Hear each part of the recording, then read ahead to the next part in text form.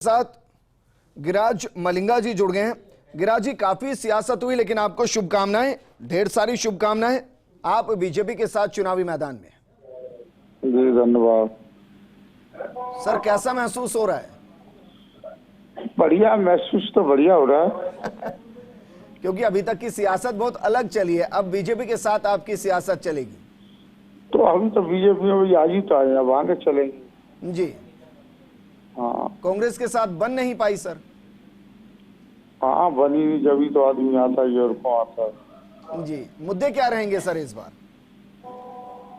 मुद्दे का ही अपने तो ये अपन तो जनता के बीच में रहते हैं, सबसे बड़ा मुद्दा यही है। जी, आपको लग रहा है देश में प्रधानमंत्री मोदी बेहतरीन काम कर रहे हैं और कड़ी से कड़ी जोड़ने की जरूरत है? बिल्कुल, वो तो दुनिया को ही दिख रहे हैं। जी हाँ, देश में का विदेश में भी हो रहा है। अच्छा, आपके कार्यकर्ता खुश हैं सर और वो बीजेपी के झंडे के साथ काम करने को तैयार हैं? मेरे तो व्यक्तिगत लोग बहुत साथ रहते हैं, कांग्रेस में तो कुछ नहीं है अब वहाँ। अच्छा पहले भी कांग्रेस की जवान उठाइए रे फोन, ओए फोन उठा, कहाँ देख रहा हो। पहले भी कांग्रेस की जमाने जब तक कराई मैं 2008 में। जी, कांग्रेस की पहला जमाना जब हुई। लेकिन गिरिराज जी, इस बार समस्या ये है कि आपके खिलाफ जो मैदान में है वो बीजेपी के ही नेता हैं जिनसे आपका मुकाबला रहा है हमेशा, प्रशांत परमार। अब बीजेपी के कुछ कार्यकर्ता तो उनके साथ भी जाएंगे या नहीं जाएंगे? तो मैं आपको बताऊं, उसके साथ कोई नहीं जाने वाला है। ना तो बीजेपी का कहीं जाने वाला है, ना कोई कांग्रेस का कहीं जाने वाला है, सब मेरे साथ रहने हैं। जी हाँ, चलिए, शुक्रिया मलिंगा जी हमारे साथ बातचीत करने के लिए। बाड़ी से उनको मैदान में उतारा गया है। हमारे सहयोगी ऐश्वर्या प्रधान जुड़ गए। ऐश्वर्या, लगभग दोनों ही पार्टियों ने अपनी टिकटों को क्लोज कर दिया है। 3 नाम बचे थे बीजेपी के, तीनों पर भी घोषणा हो गई है। लेकिन इनकी इनसाइड स्टोरी जरा बताइए। आधी से ज्यादा स्टोरी अदिति बता चुकी हैं, आप जरा बताइए, इन नामों की घोषणा होने और ना होने के बीच में फंसा क्या था? देखिए, गिरिराज सिंह मलिंगा को ये सोचकर टिकट दिया गया कि गिरिराज सिंह मलिंगा धौलपुर की बाकी की सीटों को जितवाने में एक बड़ी भूमिका अदा करेंगे और धौलपुर में चारों तरफ भारतीय जनता पार्टी का कमल खिलेगा। ये भारतीय जनता पार्टी की अंदरूनी बैठक में इसी चीज को लेकर चर्चा की गई थी, तब जाकर सहमति नहीं बनी थी। और प्रकरण जो है हर्षाधिपति प्रकरण, उसका व्यापक नुकसान को लेकर भी एक सलाह दी गई थी कि कहीं व्यापक नुकसान तो नहीं होगा। लेकिन जब नुकसान और फायदे की गणित को आकलन किया गया भारतीय जनता पार्टी के द्वारा, तो फायदा ज्यादा दिख रहा था, नुकसान नहीं दिख रहा था भाजपा की नजर में। तो ऐसे में भाजपा ने गिरिराज सिंह मलिंगा पर दांव खेला और धौलपुर की तमाम सीटों को जीतने की एक गणित साधने की कोशिश की। तो अब गिरिराज सिंह मलिंगा के ऊपर दारोमदार रहेगा कि ठाकुर वोट जो है उनको कितनी बड़ी संख्या में वो अपने साथ जोड़ पाते हैं। वहां उस क्षेत्र के भाषा में ठाकुर बोला जाता है अक्सर, वैसे राजपूत समाज है, तो वो वोट जो है वो कितनी बड़ी संख्या में साथ में आएंगे। तो वहीं पर दीपक कड़वासरा जो कैंडिडेट है, अब ये कितना बड़ा मुकाबला कर पाएंगे मेवाराम जैन से, ये बड़ा प्रश्न है। भारतीय जनता पार्टी ने आंकड़ों में जो देखा है वो दीपक कड़वासरा को मजबूत देखा है। अब यहाँ पर कैलाश चौधरी जो है उनकी अग्नि परीक्षा होगी कि कैलाश चौधरी दीपक कड़वासरा को कितने वोटों से जिता पाते हैं, जो कि पूर्व विधायक के परिवार से है। तो वहीं अरुण अमराराम चौधरी के बेटे हैं और अरुण जब अमराराम चौधरी मंत्री थे तो उनका कामकाज भी देखते थे। जो सियासी कामकाज होता है, क्षेत्र के कामकाज होते हैं, तो उन्हें उस क्षेत्र की पकड़ बन गई थी। तो ऐसे में अमराराम का कोई ऑप्शन नहीं मिल रहा था। अमराराम का ऑप्शन खुद उनके पुत्र से बढ़िया कोई भी ऑप्शन नहीं था, तो उस ऑप्शन को चूज किया गया।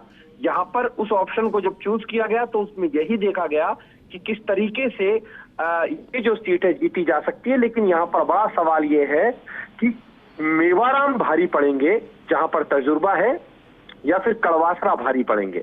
और वहीं गिरिराज मलिंगा क्या धौलपुर की तमाम सीटें जिता पाएंगे या नहीं जिता पाएंगे, ये सवाल है। गिरिराज मलिंगा की प्रेस कॉन्फ्रेंस हो गई, खुद गजेंद्र सिंह शेखावत की बड़ी भूमिका उनको एंट्री दिलाने में रही। और गजेंद्र सिंह शेखावत ने जब एंट्री दिलाई है तो विश्वास के आधार पर ही दिलवाई होगी। हालांकि उनकी बात पार्टी आला कमान के स्तर पर भी हुई होगी और स्वाभाविक तौर पर जिस दिन रामनिवास मीणा को ज्वाइन करना था विजेंद्र, उसी दिन लगभग गिरिराज सिंह मलिंगा को ज्वाइन करना था। रामनिवास मीणा को रोक दिया गया, सेकंड डे उन्हें ज्वाइन करवाया गया और ज्वाइनिंग के साथ ही उन्हें टिकट मिल गया। सेम ऐसे ही मलिंगा के साथ हुआ है, मलिंगा को ज्वाइन करवाने के साथ ही टिकट दे दिया गया। लेकिन बड़ा सवाल जिसकी मैं चर्चा यहां करूंगा, ज्योति खंडेलवाल और सुरेश मिश्रा को भी कमिटमेंट किए जाने की चर्चा उन दोनों के खेमे से निकल कर आती है। हालांकि बीजेपी में जो भी ज्वाइन करता है वो कमिटमेंट से इनकार करता है, बड़े नेता भी इनकार करते हैं, लेकिन उनके करीबी कहते हैं कि हमें भाई साहब की ओर से कमिटमेंट कर दिया गया है। जब उस कमिटमेंट की बात आती है तो यहां पर कमिटमेंट पूरा हुआ है, रामनिवास मीणा वाली जगह पे कमिटमेंट पूरा हुआ था, लेकिन सुरेश मिश्रा और ज्योति खंडेलवाल के कमिटमेंट पूरे नहीं हुए।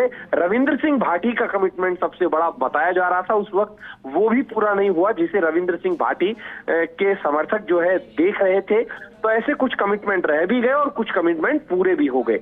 इन्होंने अपने लिहाज से चीजें जीत के लिहाज से बिल्कुल ऐश्वर्या, वो दोनों पार्टियों की तरफ है। अगर कांग्रेस में भी देखेंगे तो ऐसा नहीं है कि जिन्होंने ज्वाइन किया सबको टिकट मिल गया। अनादि सरस्वती उसमें एक बड़ा नाम है जिनको टिकट नहीं मिला है। लेकिन जरा बताइए तीसरे नाम के बारे में बताइए। कहा जा रहा है कि अमराराम अड़ गए थे, या तो मैं या बेटा, वरना निर्दलीय आएंगे मैदान में। देखिए, अमराराम जो है उनकी उम्र को भी देखा गया। अमराराम एक उम्र ऐसी है कि वो इतनी भागदौड़ नहीं कर सकते, लेकिन अड़ने से परे एक यहाँ की कहानी मैं साफ कर दूं कि यहाँ पर मुकाबला जो उनका होगा वो प्रजापत से होगा।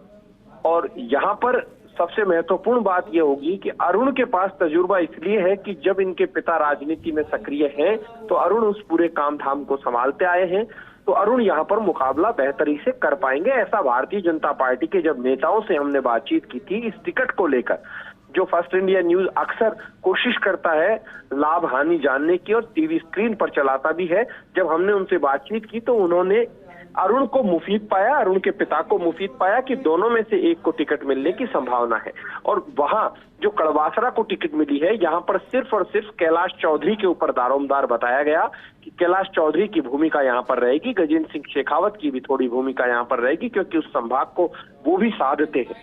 अब महत्वपूर्ण बात यह होगी कि पूरा जोधपुर संभाग या फिर कहें पूरा मेवाड़, मारवाड़ माफ कीजिएगा, वो भारतीय जनता पार्टी प्लस जाती है या फिर कांग्रेस प्लस जाती है। विजेंद्र, बिल्कुल आप इसको इसलिए कह रहे हैं क्योंकि गजेंद्र शेखावत है, कैलाश चौधरी, और वहां प्लस होंगे तो दोनों प्लस होंगे और नेगेटिव हुए तो दोनों नेगेटिव होंगे।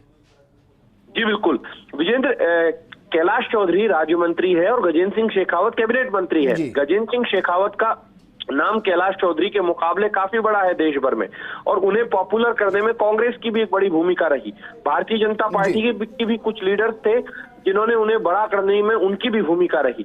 फिर क्षत्रिय युवक संघ जो है उनका भी उन पर पूरी मेहरबानी रही, क्योंकि जब समाज का कार्यक्रम हुआ था तो हीरक जयंती का कार्यक्रम जब हुआ था, बिल्कुल, तो ऐसे में गजेंद्र सिंह शेखावत पर दारोमदार पूरे संभाग का रहेगा, इस बात से इनकार नहीं किया जा सकता। जो जीत मिलेगी गजेंद्र सिंह शेखावत को भी यहाँ पर पीठ थपथपाई जाएगी प्रधानमंत्री मोदी की तरफ से, और यदि कांग्रेस को ज्यादा बड़ी जीत मिलती है तो उनके लिए ये बड़ा प्रश्न होगा, फिर कैसे थपथपाई जाएगी ये बात साफ है। हालांकि ओम प्रकाश माथुर भी वहीं से ताल्लुक रखते हैं, लेकिन ओम प्रकाश माथुर छत्तीसगढ़ जा चुके हैं, लेकिन राजस्थान में कई सीटों पर उन्होंने सलाह दी। लेकिन विजेंद्र, एक रोचक जब तथ्य मैं बताऊं तुम्हें, सुनने में बड़ा आनंद आएगा इस तथ्य का जी। इस बीजेपी के 200 की लिस्ट में कोई अगर ये कह दे कि फला नेताजी के सारे नाम आ गए, तो ऐसा संभव नहीं है। कई नेताओं के कई नाम कटे हैं, सतीश पूनिया के भी इतने नाम कटे हैं कि उनका जिक्र अगर करें तो सतीश पूनिया के साथ जो संगठन में एक्टिव रहे थे, ओम प्रकाश भड़ाना एक्टिव रहे थे, टिकट कट गया। जितेंद्र मीणा एक्टिव रहे थे, टिकट कट गया। इसी फहरिस्त में हरिराम रेणवा एक्टिव रहे थे, टिकट कट गया। माधोराम चौधरी दिखाई नहीं दे रहे, कहां गया? विजेंद्र पूनिया, वो उनका भी टिकट नहीं दिखाई दिया। तो ऐसे नाम नहीं दिखाई दिए। राजेंद्र राठौड़ के भी करीबी हैं जिनके टिकट कटे हैं। वसुंधरा राजे के तो सबके सामने है, ओपन है, दिग्गज हैं। और यहाँ पर ये समझ में नहीं आ रहा कि यहाँ पर सर्वाधिक जो है वो क्या चंद्रशेखर संगठन महामंत्री का फीडबैक काम आया, या फिर ये फीडबैक प्रहलाद जोशी का काम आया, या सामूहिक रूप से चर्चा की गई, या फिर किसी किसी नाम पर एक की सहमति बनी, बाकी सबकी नहीं बनी? कई सारे सवाल है। लेकिन जब हार जीत होगी, अगर भारतीय जनता पार्टी को जीत मिलती है बड़ी, तो भारतीय जनता पार्टी की रणनीति सफल और कारगर मानी जाएगी। और यदि हार मिलती है तो फिर एक दूसरे के ऊपर ठीकरा भी फूट सकता है। लेकिन यहाँ पर फिलहाल भारतीय जनता पार्टी अपनी 150 सीटों का दावा कर रही है कि हम 150 सीट लेकर आएंगे। जी बिल्कुल ऐश्वर्या, शुक्रिया तमाम जानकारी हमारे साथ साझा कर दें।